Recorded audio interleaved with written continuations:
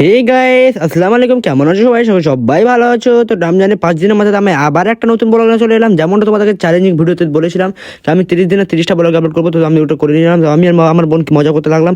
সকালে উঠে আমি এখন গুড মর্নিং গাইস। তো তারপর আমি একটু দোকানে আসলাম, ঠিক আছে। এখন স্নান করে নিলাম। আমি এখন আজকে কোথাও যাইনি, তারপরে একটু কী করলাম জানো, আজকে কোথাও যাইনি, ঠিক আছে। তার জন্য একটু আমার ব্লগটা ছোটো হয়ে গেলো। তো এখন দুপুরের টাইম, ঠিক আছে। দুপুরের টাইম আমি একটু স্নান টান করে দোকানে এলাম। দোকানে এসে বসলাম, তারপরে ভাবলাম একটা ভিডিও শ্যুট করবো। তো ভিডিও শ্যুট করার আগে দেখি দোকানের অবস্থাটা, বাইরের অবস্থাটা গিয়ে দেখানি। তো তোমাদেরকে দেখাচ্ছি, দেখো এই যে আমাদের বাইরের অবস্থা। তখন বাইরের অবস্থা দেখার পর আগে আমি এটি দেখলাম, আজকে আমাদের মাংস রান্না হবে। ওরা মাংস রান্না করবে আমার মাই ড্যাড। তো দুইজন, আমার আব্বা মাংস রান্না করবে, তার জন্য আমি দোকানে এলাম। দোকানে এসে আবার এখন যাবো নামাজ পড়তে। ভিডিওটা শ্যুট হয়ে গেছে, তো ভিডিওটা আমার তোমরা দেখতে পাবে। আমার ইনস্টাগ্রাম আইডি আমি দিয়ে দেবো, এখানেও লিঙ্ক দেওয়া থাকবে এবং এখানে নামও দেওয়া থাকবে। আর একটা কথা, আমার ইনস্টাগ্রাম আইডিটা অবশ্যই গিয়ে ফলো করিও। আর একটা আমার ইউটিউব চ্যানেল আছে, ওখানে গিয়ে সাবস্ক্রাইব করিও।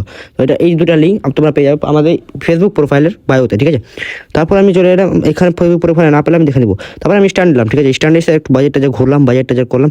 তো তার আগে আমি বাজার করার আগে একটু গাড়িটা ঠিক করলাম, মানে কারণ গাড়ি ঠিক করার কারণ হচ্ছে মানে গাড়িটা একটু মানে মডিফাই করালাম।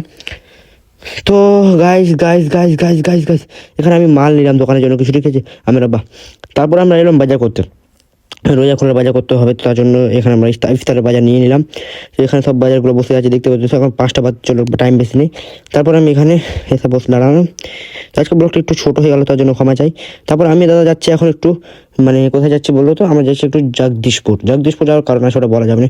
একটু গরু খাবার নিয়ে আসতে যাচ্ছি, ঠিক আছে। ওটা বলে দিলাম, বলা যাবে না বললাম, তো বলেও দিলাম ওটা।